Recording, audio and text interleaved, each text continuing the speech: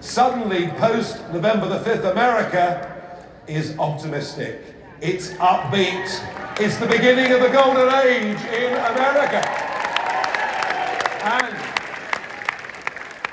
it is all because of one totally extraordinary individual. You know, I can tell you that if you take on the establishment, they do not come out with a tray of drinks.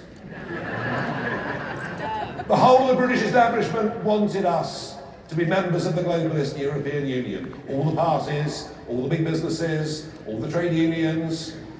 And it was almost me alone saying, this is a crazy idea. We want control of our sovereignty, our borders, and our identity back with the British people. And for daring to say that, they made my life hell.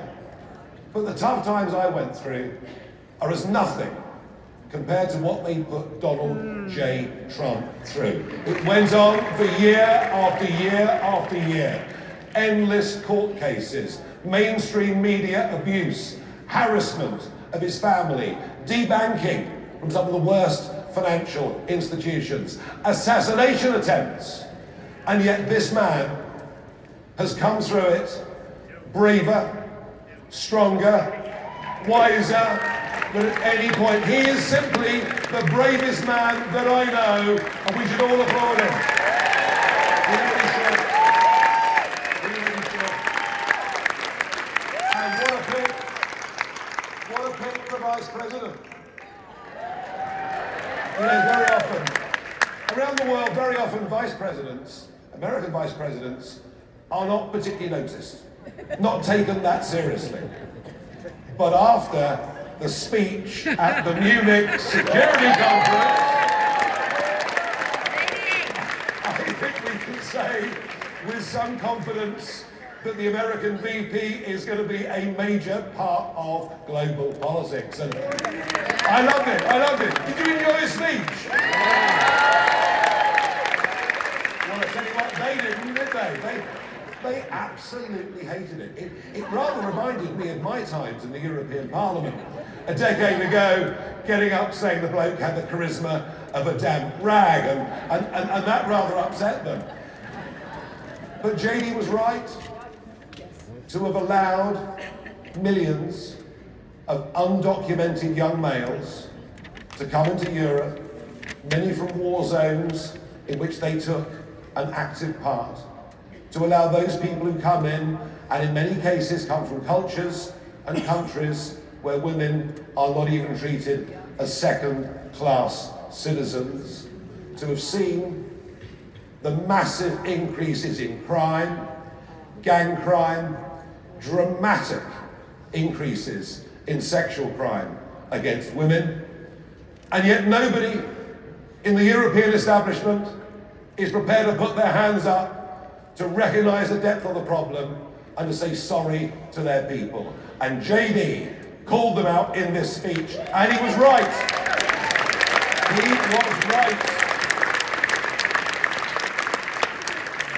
He also mentioned free speech. And I think he's a third figure in American public life now that is, well, I think he's a hero.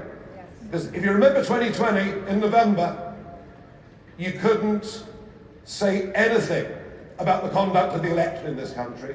You then couldn't say anything about vaccines or about lockdowns without social media closing you down. And then along came the hero of free speech, Elon Musk. Fantastic. And he's fighting for free speech. And boy, if we don't have free speech, we're not living in a free, open, democratic society. It matters that much. And I think and I believe that the talents of the world's most successful businessmen going into this amazing Doge project, I wish him all the luck in the world and Godspeed. I really, really do. And we very often follow you. American trends we tend to follow. You occasionally follow some of our trends. I mean, you gave us woke. And we gave you Prince Harry.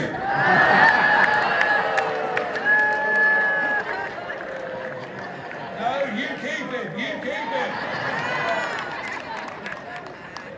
But in 2016, we delivered a political thunderbolt across the whole world, and it was called Brexit. And I believe that a wave crossed the Atlantic and helped Donald Trump win the presidency in November 2016.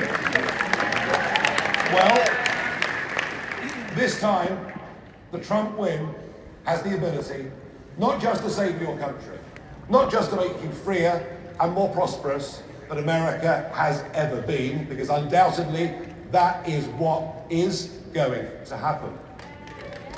But it's also producing a wave that is now coming the other way, across the Atlantic.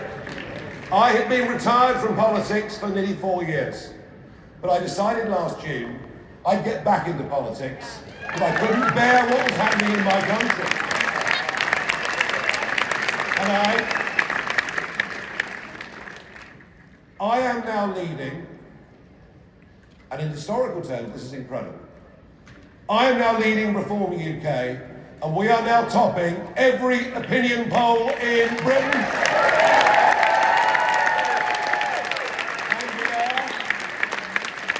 And we are going to win the next general election and save our country. We're going to do it. We're going to do it. And what you guys have done, what CPAC, what the activists have done in helping President Trump win 85% of the counties in this great country of yours, to win the House, the Senate, the majority vote, all those things you've done, the confidence of this man, surrounded by a great team, this is all going to blow back and help us in our endeavours and across the rest of Europe too. And I really believe that, like you, British taxpayers have had enough of sending £100,000 to Bangladesh to study shrimp behaviour. Oh my word. But we've had enough of free speech being cracked down upon. We've had enough of two-tier policing, two-tier justice, different groups of people being treated differently by the law. We've had enough of being told, you can't say that. The hell with it. Within the limits of what free speech gives us, we should be allowed to say whatever the hell we want. And we will. And we will.